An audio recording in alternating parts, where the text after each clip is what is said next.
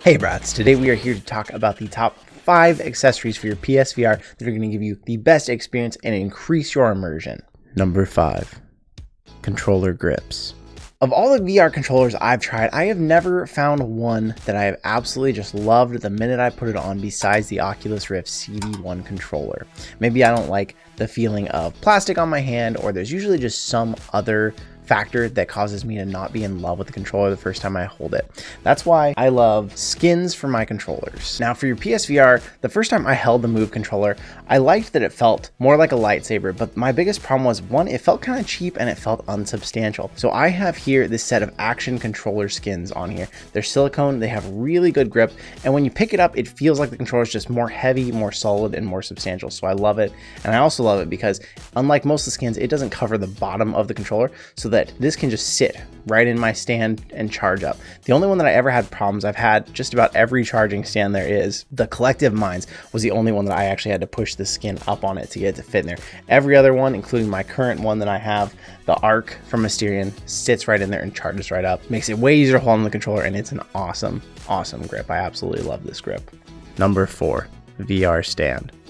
I absolutely love VR stands for a couple of reasons. One, if you've got a VR headset that needs the controllers to be charged, you can have your controllers in the charging stand all the time, ready to go. You take them out, you never have to worry about, did I charge them? Are my batteries ready? Fantastic. Now, the PSVR, there is a whole bevy of options as far as VR display stands. What's most important to me in mine is that it holds the headset in a secure location. It charges all of your controllers for you. So I always look for one that charges at least both the Moves and this one DualShock. And if it has an extra USB port in the back, that's even better, because then you can also either charge your headphones if they need it, or your aim controller if you have one. Personally, I would recommend the Asterion Arc stand. It is gorgeous. It charges everything up, and I don't have any problems getting my Move controllers in there with the grips that I have on them. Number 3, cable management. Now, for PSVR, this one may not be as big of a deal to you. For some of you, if you sit down, I know when I sit down, I don't really notice the wire, but if you're trying to stand and play games, it makes a huge difference to not have the cable in your way and on you.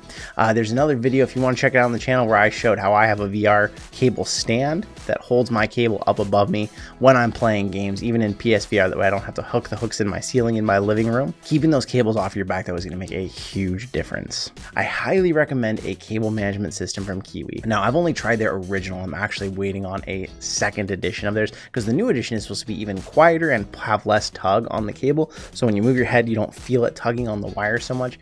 I love my Kiwi system. I have one everywhere I have a VR headset, and it keeps the cables off you. You can turn without having to worry about the cable tangling up around your throat and choking you, or tangling up or stepping on it with your feet, especially for those of you out there who have ever stepped on a VR cable and then tried to move and potentially pulled on the cable, or even many of them have been broken that way. A VR cable management system keeps you immersed in the game and makes a huge difference.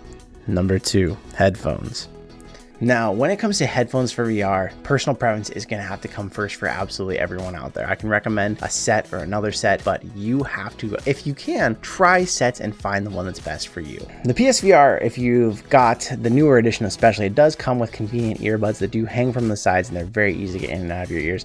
I can't say I don't recommend keeping these. If you want to get better overall audio quality, it's definitely worth it to invest in some Pulse Elites, some Sony Gold, something that goes over your ear and it's just really going to change that experience for you. Hang on to those other headphones though, because I still recommend those for fitness games. It's nice to not have your whole ear covered if you're already getting hot and warm. Personally, I recommend these Sony Pulse Elite headphones for any VR headset you have, because it has that unique feature, has the rumble packs in it, so that you get more of the in the game. You get vibrations. If you have a gunshot or an explosion, you feel it more.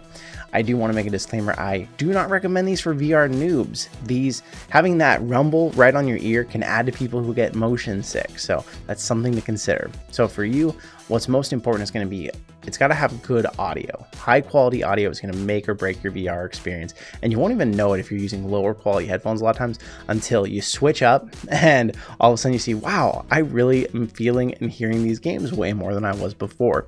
Some people love noise canceling headphones. Personally, I can't stand them. I like noise isolating headphones. So isolating means it tries to isolate out the noise out through like an earmuff style, or through filling your ear canals and earbuds, and tries to block the sound that way. Noise canceling headphones headphones use other sound waves that go into your ears to try and block out existing sound from the outside. The problem to me with those is it makes kind of this sound in my ear that kind of sounds like when you're in an airplane and it's taking off and the pressure is changing. It's kind of like a constant pressure on my ears. So I don't love noise canceling headphones, but if you do, I've heard they can be great for VR. And then of course there's sets like Mantis Bionic headphones that were made specifically for PSVR, but will even work for like a Rift S, that are just on there all the time, ready to go, so that when you put your headset on, you don't have to think about something extra. That's where convenience may override what you want as far as audio quality. Whatever you get, having good, high quality, big drivers in it, it's gonna have crisp, clear audio. Is gonna make a huge difference as far as immersion in VR goes. Number 1, haptic feedback.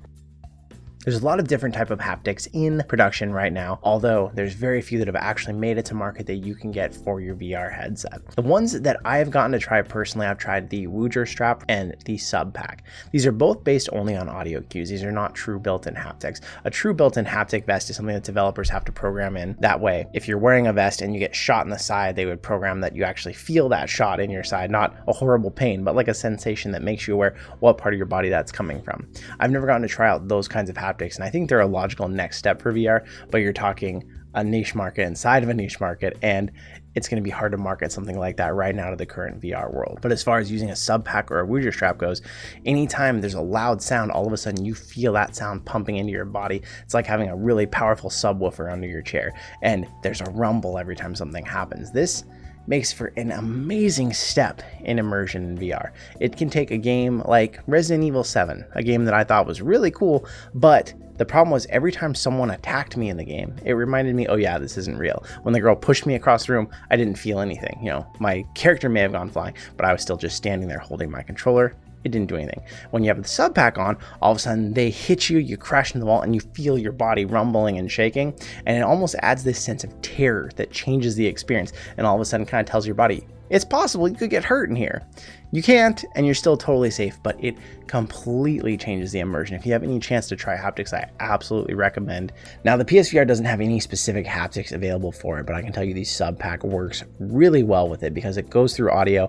All you have to do is just either Bluetooth it to your TV, or I personally recommend wiring it in. It's going to be a little bit more wires hanging on you, but if you have it wired up, it's going to have instant bass response. There's not going to be any sort of delay. So when you fire a shotgun in a game, you're immediately going to feel that recoil in your body the minute you do it.